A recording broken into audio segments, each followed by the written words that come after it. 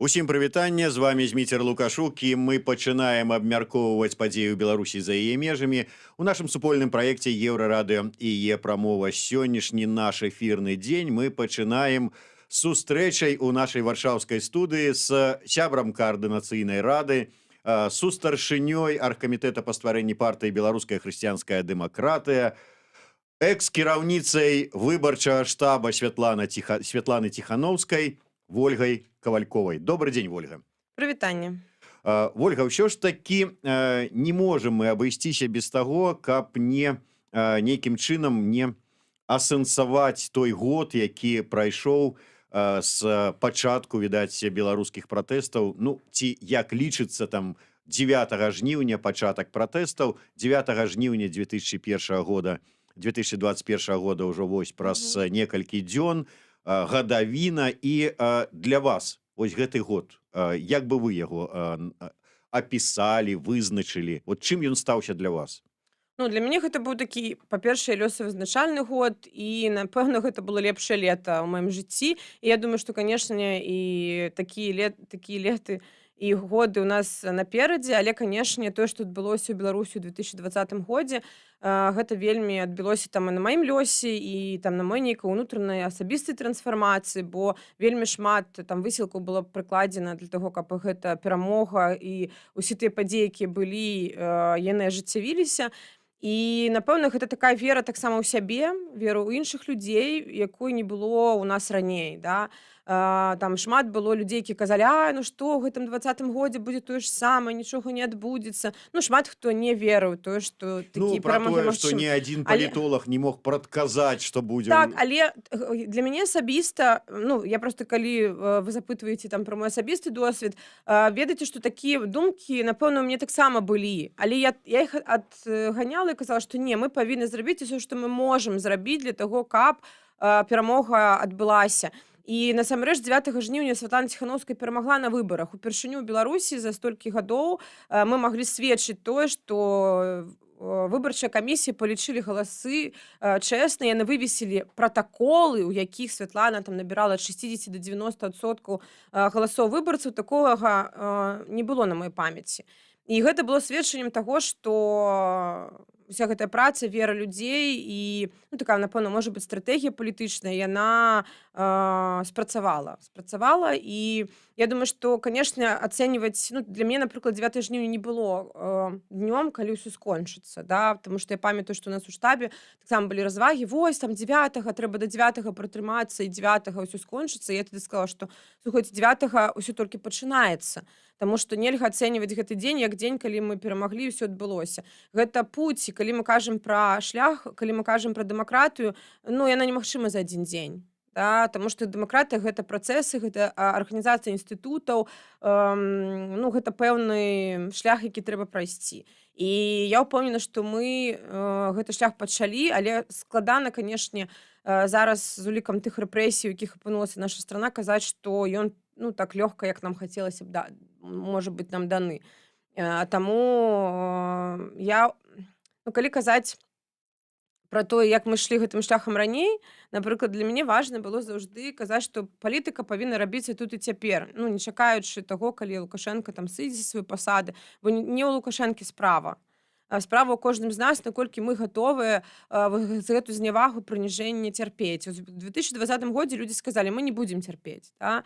І калі грамадству патрэбна, тады змены адбываюцца. Не лідары. Лідары могуць быць натхненнем, рухавіком, там, тымі людзьмі, якія бяруць адказнасць, людзі там у іх вераць, ідуць за імі. Але ўсё ж такі змены магчымы толькі калі людзі гатовыя і кажуць, што нам гэта патрэбна. І гэта людзі сказалі, ну, можа быць, мы не даціснулі, да, не хапіла эмоцый.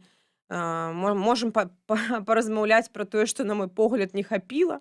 Мне тоже тут таксама ёсць свае пэўныя такія. Давайте, Ольга, безумоўна, пра это пагаворым, але я хочу зараз пра іншае, раз вы ўсё адно узгадалі там ваш былы опыт. Усё ж таки вы даўно у, ну, скажем так, у апазіцыі. Я маю на ўвазе класічную апазіцыю. Чаму наша класічная апазіцыя, якая там вот заўсёды ўдзельнічала на выбарах, выбары 2020 года, ну, я не ведаю, так, прашляпіла. нейкім Мгм. чынам увогуле апынулася збоку ўсяго гэтага працэса палітычнага, які распачаўся, ну, можа быць, там з вясны Мгм. 2020 года. Класічная апазіцыя неяк так на ўзбочку аказалася, і потым нейкім чынам нават так збоку назірала з такой, можа быць, усмешачкай, ну типа, ну давайте, паглядзім на вас, вот як вы тут зараз абламаецеся, як мы стокага гадоў абламываліся. І калі вот это ўсё пачалося, раскрутка, ўсё гэта, лідары класічнай апазіцыі, яны, ну, як так незаўважна засталіся. Вось можна сказаць, вы фактычна адзіная з прадстаўнікоў, ну, можна сказаць, лідараў Мгм. Мгм. апазіцыі ускочылі ў такі адзін з апошніх вагонаў, стаўшы кіраўніком выбарчага штаба Светланы Ціхановскай. А ўсе астатнія знакавыя асобы апазіцыі ў мінулым, ну, неяк такі на гэтым фоне і ў цені засталіся. Чаму? Ну, я б агулам так не казала, што ўсе лідары збоку апынуліся. Калі мы ўзгадаем, напрыклад, пачатак прошлого году, то ён пачаўся з праймеріз апазіцыі, у якім ўсё ж такі лідары ўдзельнічалі. Да, я тут пагаджуся, што, можа быць, не так відавочна была падтрымка там лідараў старой апазіцыі, вось такіх новых лідараў. Але гэта таксама, напэўна, сведчыць і пра тое, што не ўсе гатовы былі гэту трансфармацыю праходзіць, не ўсе гатовы былі верыць. Можа быць, нейкая стомленасць апошніх гадоў, там нейкі, можа быць, паразы, па-першае. Па-другое, я думаю, што і апазіцыя старая, яна ведала, чым скончыцца гэта кампанія, што будуць вельмі вялікія рэпрэсіі, і, можа быць, я нават чула такія меркаванні ад сваіх калегаў, што ой, Воля, гэта ж кампанія такая будзе рэпрэсіўная, мы тут у старонцы пастаім, паглядзім. Я кажу, так не можа быць. Калі вы палітыкі, калі вы людзі, якія ўсё ж такі змагаюцца за ўладу і хочаце выкарыстоўваць кожны момант, каб штосьці змяніць, то мы павінны ўдзельнічаць. Ну, кожны рабіў выбар для сябе, да, і выбіраў сам, і так робяць і лідары, і звычайныя людзі. Гэты выбар, ён якімісьці падмацаваны, напэўна, для сябе асабістымі аргументамі, але напэўна, я для сябе таксама разважала пра ўдзел у кампаніі, і я памятаю, як я для сябе прыняла такое рашэнне зрабіць усё, што ад мяне залежыць, ну і потым ужо глядзець на вынікі. Не адысці у бок і стаяць і думаць, назіраць, але прыкласці свой досвед. І шчыра скажу, што досвед людзей, якія ўжо прымалі ўдзел у кампаніях палітычных папярэдніх гадоў, вельмі спатрэбіўся ў аб'яднаным штабе. Я памятаю там і свой асабісты досвед арганізацыі ўсіх вось пікетаў, што мне казалось, што раней, калі мы ўдзельнічалі ў выбарах у Беларусі, гэта ўсе казалі, навошта. У 2020 годзе я адчула вось, што ўвесь мой прафесіяналізм і досвед, ён вельмі спатрэбіўся і пры арганізацыйных нейкіх мерапрыемствах, і пры фармаванні стратэгіі, таму што ўжо ты разумеў, на што гатова ўлада, як яна можа дзейнічаць. Ну, да некаторых момантаў, канешне, мы ўсе былі не гатовыя. Але да, трэба быць больш гібкім, да, і гатовым змяняцца. І раней мне падаецца, што грамадства, адлюстроўвала там апазіцыю, апазіцыя адлюстроўвала грамадства. Зараз грамадства вельмі вырасла пасля таго, як удзел прынялі такія новыя лідары, людзі адчулі вось гэтую салідарнасць, еднасць.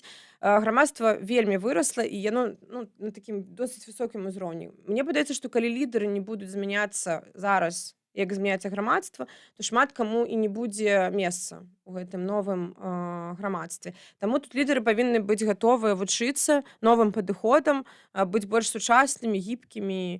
Ну, я скажу, што мне асабіста таксама шмат ведаў дала кампанія 2020 году, і тая камунікацыя з камандай Віктара Бабарыка і з іншымі лідарамі вельмі такі рост я свой таксама бачу. Ольга, такое правакацыйнае пытанне, як я люблю. Глядзі, мы да гэтага часу не ведаем усю праўду пра падзеі 2010 года. Як там было, што было, хто каго падставіў, хто каго падмануў ці не падмануў, і гэтак далей, і гэтак далей. Нам толькі абяцаюць. І Александр Фядута абяцаў некалі расказаць усю праўду, і Дмітрыеў, можа быць, нешта недагаворвае. Статкевіч спрабаваў, ну, па крайней меры, выкладаў у нашым эфіры сваю пазіцыю. Выбары 2020 года. Калі мы даведаемся ўсю праўду пра іх? А што менавіта? Ну, вось цікава, ты вот параўноўваеш 2010 год з 20-м. Ну, Ну, застаецца заўсёды шмат незразумелых там момантаў. Напрыклад, там прапаганда-то раскручвае дзяржаўнае адно, там пачынаючы ад таго, што там Хадаркоўскі ледзь не галоўны лялькавод і гэтак далей, там пачынаючы там працягваючы ЗША і ўсімі астатнімі, Бабарыка стаўленнік Газпрама і Крамля, усе вот нюансы, вот усё такое. Я люблю конкретный нюанс. Давай конкретное пытанне, тому что я вось, ты мне кажаш агулам про кампанію, я маю свае высновы, да, з камунікацыі з рознымі людзьмі падчас кампаніі, пасля кампаніі. Калі ты задаш конкретнае пытанне, я змагу табе са свайго досведу на яго адказаць, пакуль такой досыць ты Ну, глядзі, добра, з таго, што да гэтага часу застаецца не зусім зразумелым. Гэта, скажем, што бліжэй табе? Святлана Ціханаўская і яе выезд, прычыны яе выезда за мяжу.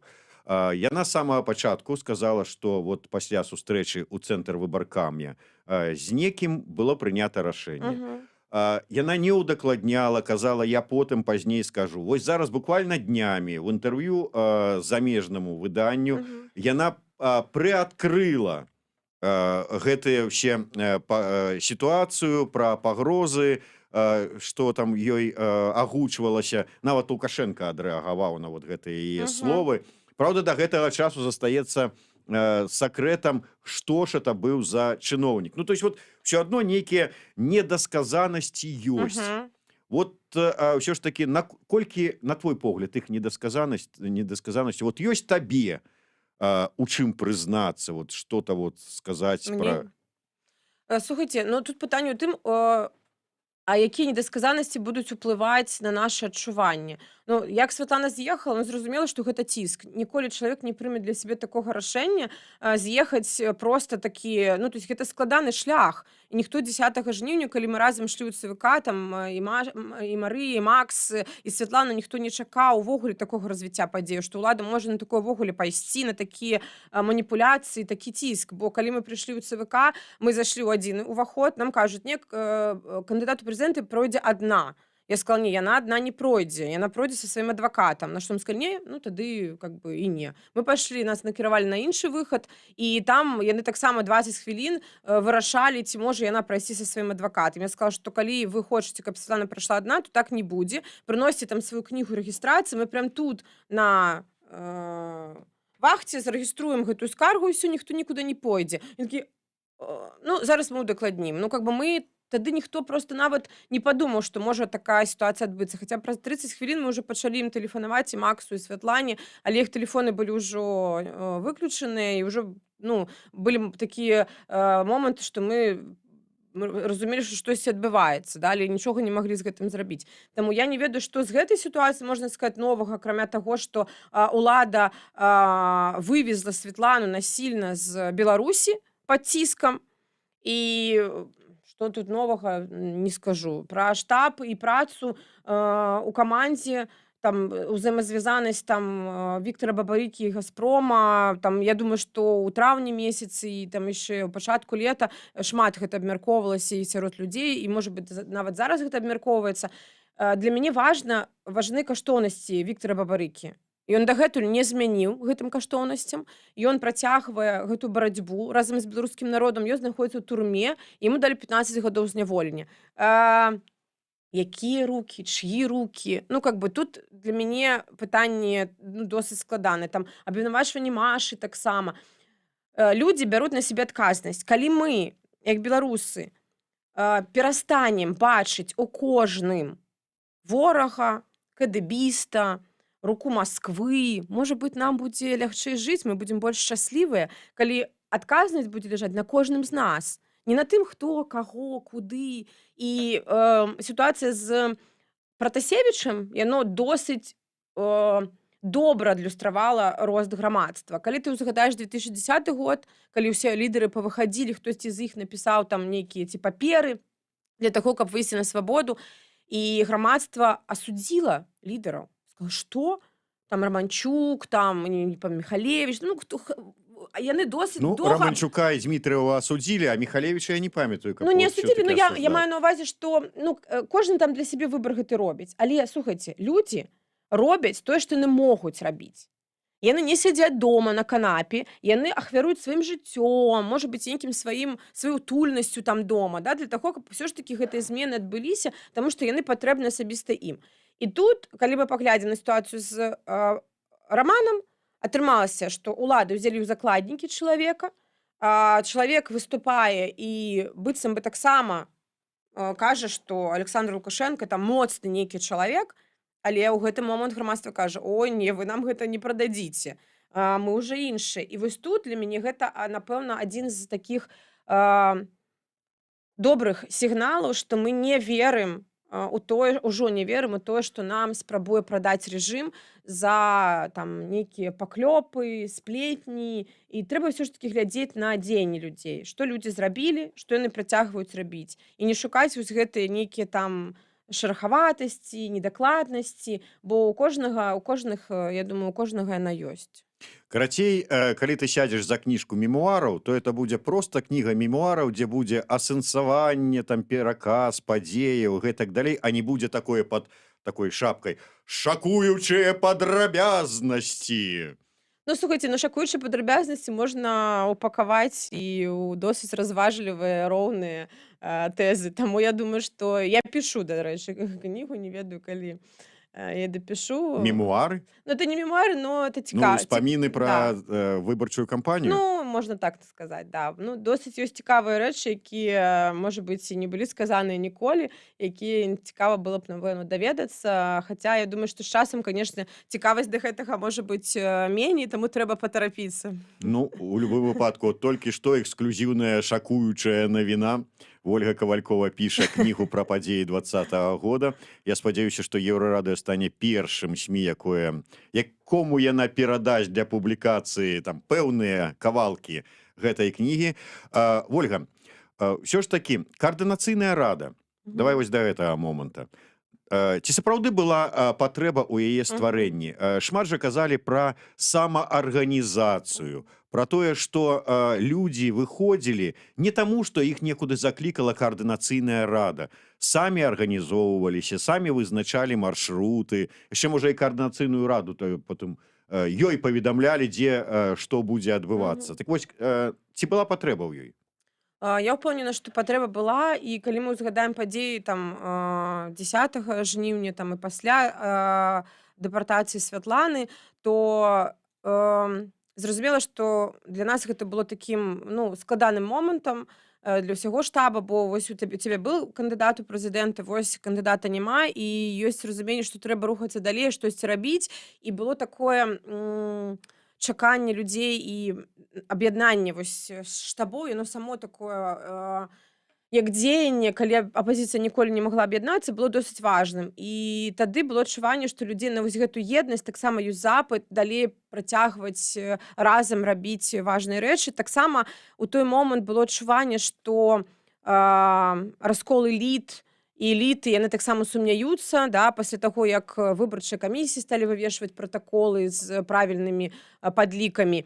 І тады гэта было правільнае рашэнне стварэння такога аб'яднання, якое змаглі увайсці, і такое рашэнне аб далучэнні да апазіцыі прыняў Павел Латушка. На жаль, там, можа быць, больш шырока не атрымалася, але людзі сыходзілі са сваіх пасадаў, там далучаліся і да каманды Паўла.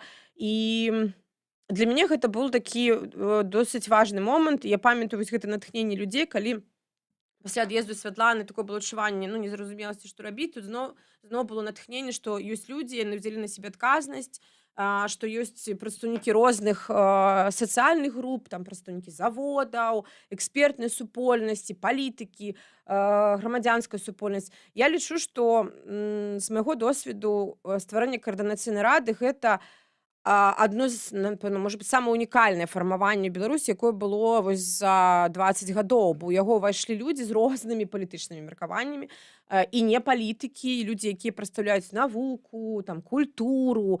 І такая спроба стварэння такога такой асацыяцыі людзей, якія кожны са свайго досведу прафесійнага, прадстаўляючы нейкую сацыяльную групу, змог распавядаць астатнім, як сітуацыя адбываецца ў гэтых супольнасцях. І мы далей працягваем інфармаваць адзін аднаго, якія справы ў працоўных, якія справы ў культуры. І кожны з нас у гэтай супольнасці ў каардынацыйнай радзе расце. Гэта таксама рост і развіццё такіх высокаўзроўневых менеджераў, і я ўпэўнена, што і праца каардынацыйнай рады она будзе працягнута. Канешне, тыя рэпрэсіі, з якімі сутыкнулася каардынацыйная рада, не далі, можа быць, столькі магчымасцяў да такіх моцных палітычных дзеянняў, бо больш за 30, напэўна, 7 чалавек з асноўнага складу яны застаюцца ў Беларусі. Вы ведаеце, што зараз разглядаецца справа супраць Максіма Знака і Марыі Калеснікавай, і абвінавачванне іх звязаны таксама і з дзейнасцю каардынацыйнай рады, і шмат з сябраў каардынацыйнай рады таксама знаходзяцца зараз у турме. Гэта і Ксенія Луцкіна, Ілана Гебрамаріам, і вось зараз таксама была затрыманая Тацяна Вадалашская, і гэтыя рэпрэсіі яны працягваюцца, на жаль. І, можа быць, з-за гэтага такіх моцных палітычных дзеянняў зараз тыя, хто знаходзіцца ў Беларусі, рабіць не могуць. Але я ўпэўнена, што сітуацыя зменіцца, і для гэтага мы павінны вось такія структуры захоўваць, бо яны вельмі каштоўныя тымі людзьмі, якія далучаюцца да гэтых структур. І людзі растуць, адукоўваюцца, і я скажу, што, напэўна, гэта таксама такая спроба шырокага аб'яднання. Яна важная, бо раней я памятаю сустрэчы і з палітычнымі лідарамі, і кааліцыі розныя, якія мы будавалі. Было калі складаней знаходзіць агульную мову, і я ўпэўнена, што кампанія 20-го года дала ўсім нам таксама прыклад, што трэба не зважаць на свае палітычныя амбіцыі, а рабіць тое, што ты можаш рабіць. Ольга, калі ўжо зайшла такая размова, ўсё ж таки давай праўду скажам, хто ў каардынацыйнай радзе ад самага пачатку быў адказны за распрацоўку планаў канстытуцыйнага пераварота і захопу ўлады? Экстрэмісцкая ж арганізацыя прызнаная. Так значыцца, прызнавайцеся, хто там экстрэмізмам галоўны быў? Да, можна нас тут, як хочаш, ужо зараз называць, экстрэмісты, тэрарысты. Тут у нас артыкулаў можна падабраць, нават чалавек нічога не зробіць. Вось сёння стала вядома, што і Мікалаю Казлову таксама далі 3 месяцы за тое, што ён адмовіўся разгалошваць інфармацыю, то есть падпісваць вось гэтую паперу. І тут знайсці артыкул пад чалавека проста, калі ты палітычны апанент для Александра Лукашэнкі, для ўлады. На жаль, яны маюць вось гэты сілавы ресурс. Але зразумела, што каардынацыйная рада, яна якраз была створаная для таго, каб гэты дыялог паміж уладамі і грамадствам ён адбыўся, для таго, каб вось гэту еднасць грамадства забяспечваць і абараняць незалежнасць і суверэнітэт. І я думаю, што асноўныя накірункі, якія былі запланаваны, на жаль, нельга сказаць, што мы тут асабліва прасунуліся, але мы стараемся гэта рабіць. Калі Лукашенко, напрыклад, заўжды падзяляе беларусаў на такіх і такіх, то мы заўжды кажам, што нам патрэбна такая краіна, у якой камфортна будзе жыць людзям з разнымі палітычнымі перакананнямі. Таму што тое, што мы назіраем зараз, сітуацыя вось гэтага беззаконня і прававога дэфолта, як гэта назваў бы Максім Знак, яна вядзе да таго, што свае правы абараніць не можа ніхто. Не людзі, якія, можа быць, падтрымліваюць Александра Лукашэнка, не людзі, якія яго не падтрымліваюць. Таму тут трэба нам усім думаць, як далей зрабіць так, каб наша краіна была моцнай. Бо тое, што адбываецца зараз, знішчэнне грамадзянскай супольнасці, гэта знішчэнне Беларусі. Бо яна становіцца неканкурентна здольнай і на міравой арэне таксама, што выгадна, на жаль, таксама і Расійскай Федэрацыі. Але выснова, да якой я прыйшла, насамрэч, не важна, якія у нас знешнепалітычныя погляды, ці хочам мы быць захадам, ці хтосьці бачыць, што Расія гэта добры сусед. Я лічу, што ад нас залежыць, дзе мы будзем. На захадзе ці з Расіі, ад беларусаў. і там вось хтосьці паехаў там дамаўляцца. Ну, напэўна, мы павінны сказаць, што нас гэта не задавальняе, што беларусы ўсё ж такі нацыя, народ, які будзе сам вырашаць, якія знешнепалітычныя прыярытэты будуць у нашай краіны. Таму тут я б ну, я скажу так, што вось у мяне сяброўка недавно падзялілася такой тоже таксама думкай. Кажа: Воля, вось у мяне все, хто ведаюць, што я з табой знаёма, запытваюць у мяне: слухай, ну калі яны там ужо, калі яны ўжо там перамогуць, усё зробяць. І на што моя сяброўка расстраиваецца, яна кажа: слухайце, сябры, не яны там, мы разам павінны рабіць. І калі, конечно, яна кажа, я такое чую, і ў тым грамадстве, якое, на наш погляд, вельмі вырасла, то я как бы расстраиваюсь, і ўсё ж такі гэту адказнасць павінен браць кожны. Вось я, напрыклад, бяру адказнасць за сябе, мне не падабаецца тое, што адбываецца ў маёй краіне, я бачу, як яна павінна развівацца, і раблю для гэтага тое, што магу. І я памятаю, як я прыйшла ў апазіцыю, у мяне ўсё было добра.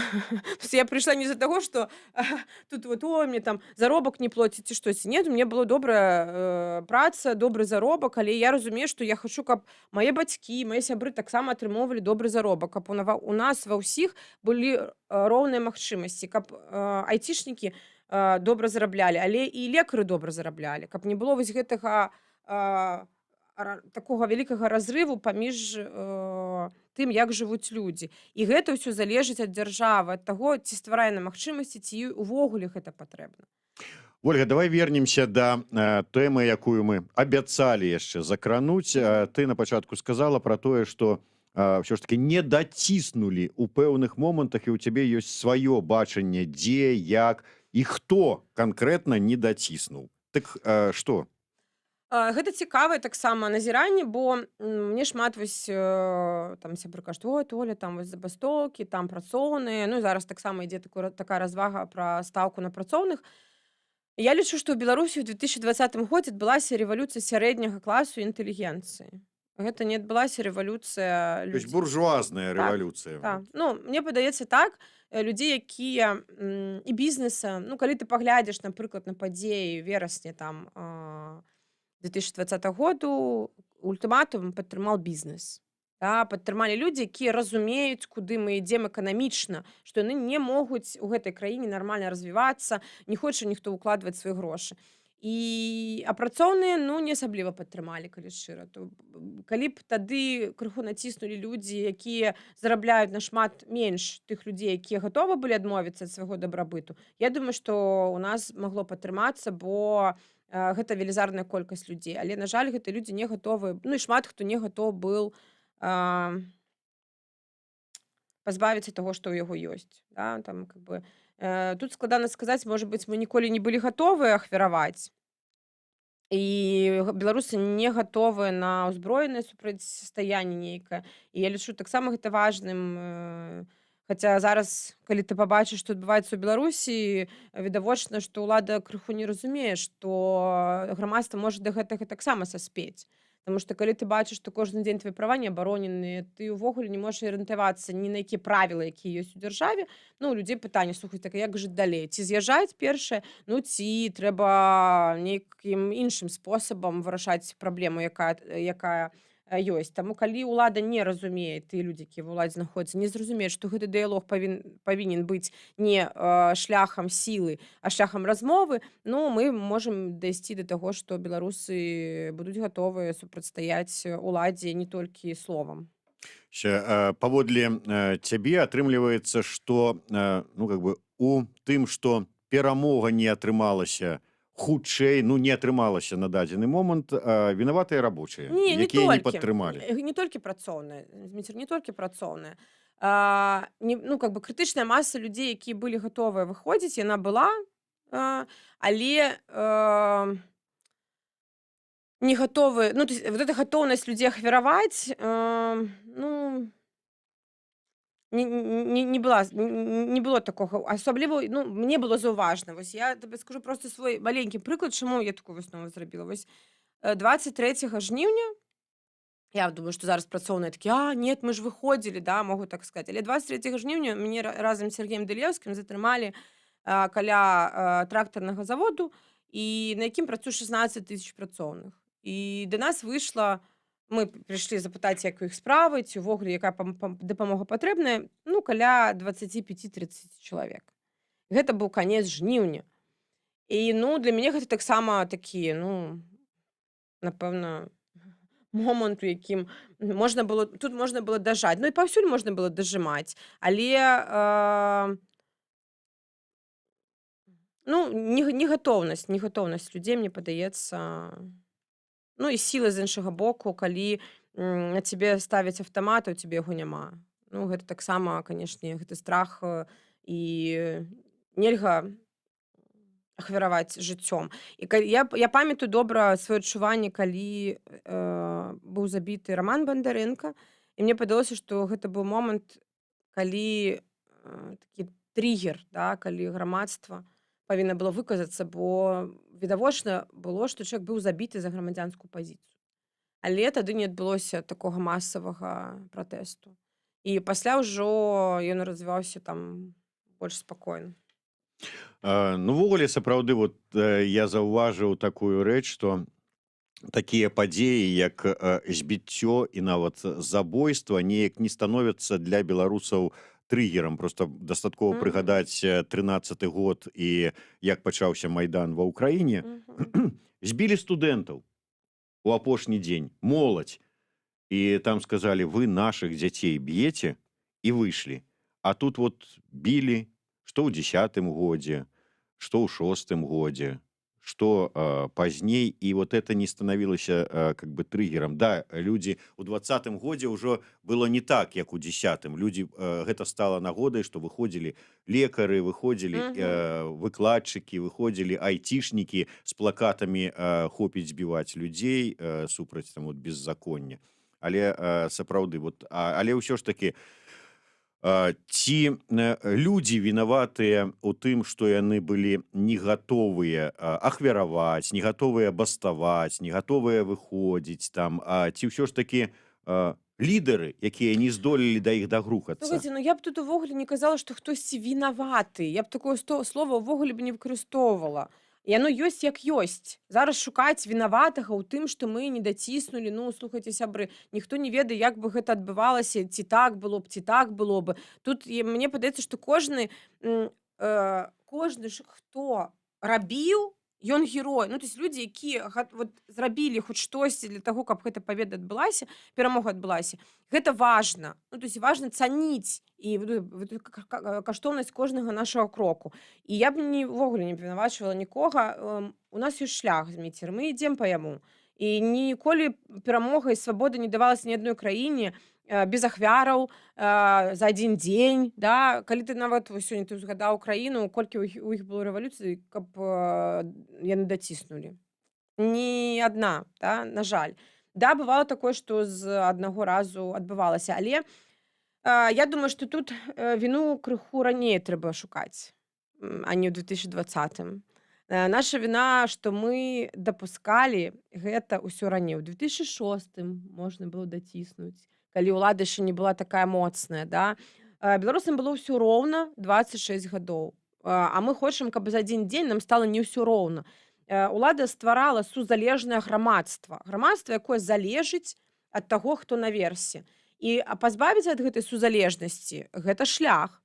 І мы па ім ідзем. І я думаю, што наша асабістая трансфармацыя кожнага беларуса, яна зробіць унёсак у трансфармацыю агулам усёй Беларусі. І гэта зараз адбываецца. Галоўнае не спыняцца. Таму што это як у псіхалогіі ёсць. Калі ты ходзіш да тэрапеўта, і ў пэўны момант табе падаецца, што ну ўжо слухай, што хадзіць, ужо нічога не будзе адбывацца. Гэта называецца адкат, да? Ты хочаш вярнуцца назад. Так вось у гэты момант ты павінен сказаць сабе: не, я буду працягваць, пакуль я не адчую, што змены адбыліся. Тое ж самае і тут. Нават як бы нам цяжка не было, колькі болю не прыносілі новыя прысуды, мы павінны разумець, што мы робім гэта для сябе, для сваіх дзяцей, і працягваць гэты шлях, пераконваць сваіх суседзяў, сваякоў, знаёмых, можа быць, якія яшчэ сумняюцца, казаць, што не, мы будуем іншую краіну, на іншых каштоўнасцях заснаваную. І гэты кантраст паміж Лукашенко, ён досыць, мне падаецца, відавочны. Паміж тым, як мы падыходзім да людзей, якую краіну мы хочам бачыць. Таму гэта дакладна перамога адбудзецца, але трэба разумець, што гэта працэс і шлях. Да, і на жаль, шлях, відаць, не такі кароткі і хуткі, як хацелася б, а давядзецца яшчэ перажыць шмат болі, стратаў, расчараванняў і ўсяго астатняга. Ну, тым не менш, сапраўды працэс трансфармацыі, спадзяюся, распачаўся і не вернецца назад. Дзякуй вялікі. Вольга Кавалькова, Зміцер Лукашук у сумесным праекце Еўрарадыё і Е-прамовы. Слухайце і глядзіце нас.